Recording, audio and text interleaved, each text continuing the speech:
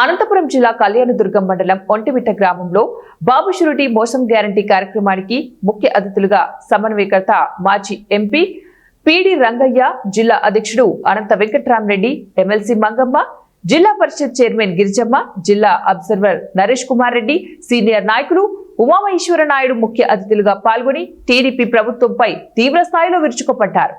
ప్రజలను మభ్యపెట్టి అమలు కాని మేనిఫెస్టో రూపొందించి దాన్ని చిత్తు కాగితంలా చూస్తూ ప్రజలకు ఇచ్చిన హామీలను మరిచి కూటమి ప్రభుత్వం అధికార దుర్వినియోగానికి పాల్పడుతుందంటూ విమర్శలు చేశారు. రాబో రోజుల్లో టీడీపీ చేస్తున్న అవినీతి అక్రమాలను గొంతెత్తి నిలదీసేందుకు ప్రజలు ముందుకు వస్తారన్నారు. అక్రమ కేసులకు ఎవరు కూడా భయపడరని టీడీపీ ప్రభుత్వాన్ని హెచ్చరించారు.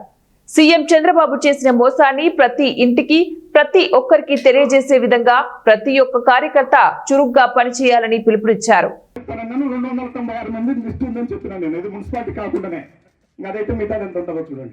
అందువల్ల మీరు గుర్తుపెట్టుకోండి, ఏదో పాపం పేదలు కష్టపడి వచ్చింటారు, మీరే చెప్పారు వాళ్ళకి మంచి కిక్కి వాళ్ళని ఇవ్వండి, కానీ మీరు సంపాదించిన దరిద్రం మీరు వాళ్ళ మీద సంపాదించి అంతేమైనా యాక్సిడెంట్లు పెరుగుతున్నాయి పోతూ ఉంటే ఇవన్నీ చూసుకోండి.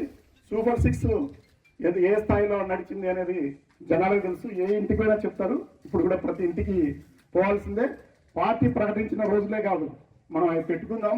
ఎప్పుడు ఊర్లో పోయినా ఇస్తూ ఉన్నాం. జగనన్న వస్తే ఏం చేసినాడు, వీళ్ళు వచ్చినాక ఏం చేసినారని ఇస్తూనే ఉన్నాం. 4 సంవత్సరాలు ఇస్తూనే ఉన్నాం. దీన్ని ఆపేది లేదు, చెప్తూనే ఉండాలి. అప్పుడే అలా గుర్తొస్తుంది. తర్వాత ఈ కార్యక్రమం అయిపోయిన తర్వాత మనం వీధుల్లోకి వెళ్ళి కొన్ని ఇళ్ళకి వెళ్ళేసి వద్దాం. ఇప్పుడు ఏం చెప్తావు? నాణ్యమైన మద్యానికి సరసమైన ధరలకు ఇస్తానంట, తక్కువ ధరలకు ఇస్తానంట. ఇట్లా ఎవరన్నా ఒక ముఖ్యమంత్రి చెప్పినాడా?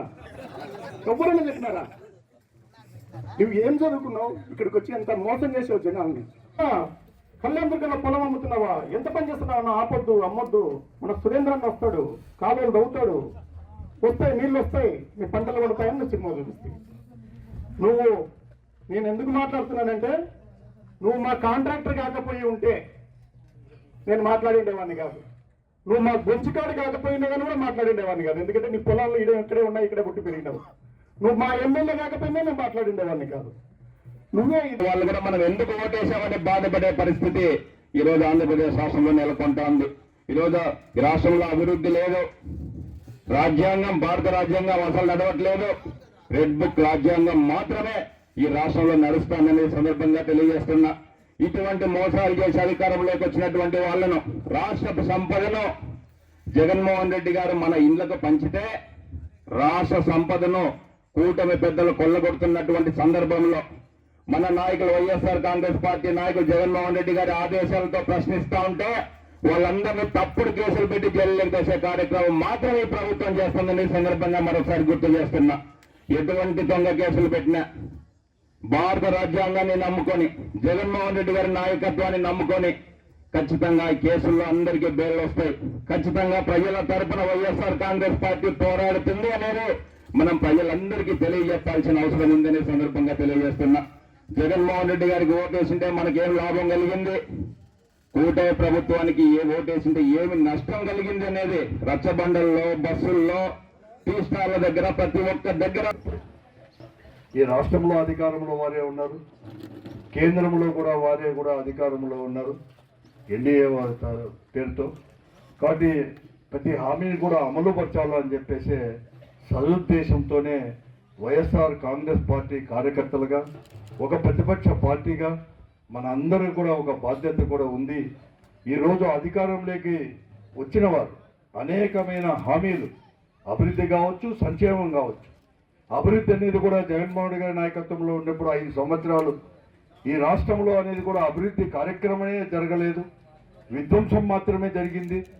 అలాగే సంక్షేమం కూడా అంతకంటే కూడా మేము వస్తే అభివృద్ధితో పాటు జగన్మోహన్ రెడ్డి గారు ఇచ్చిన సంక్షేమం కంటే కూడా ఎక్కువగా ఇస్తామని చెప్పేసి కూడా అధికారం రావడం జరిగింది.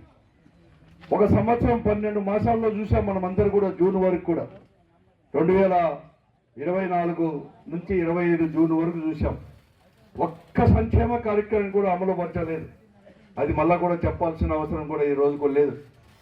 వారు ఇచ్చిన హామీలు, సంక్షేమ కార్యక్రమాలు 1 సంవత్సరం కాలం పాటు అంటే సూపర్ 6 హామీలే అమలు పరిస్తే దాదాపుగా 85,000 కోట్ల రూపాయలు ప్రతి సంవత్సరం కూడా అందులోనే అన్ని సంక్షేమ పథకాలు వైఎస్ఆర్ ఆసరా, వైఎస్ఆర్ విద్యా దీవెన, వసతి దీవెన, అలాగే చిన్న చిన్న వ్యాపారాలు చేసుకునే వాళ్లకు జగనన్న తోడుగా ఉంటూ, అలాగే మహిళలకు వైఎస్ఆర్ ఆసరా ద్వారా కూడా జగనన్న ఎంత అండగా నిలిచి నేరుగా కూడా వాళ్ళ ఇంటికే జమ చేస్తూ వాళ్ళ అకౌంట్లలోకే డబ్బులు జమ చేస్తూ మన జగనన్న ఒక ప్రజానాయకుడిగా కూడా పరిపాలన చేశారు.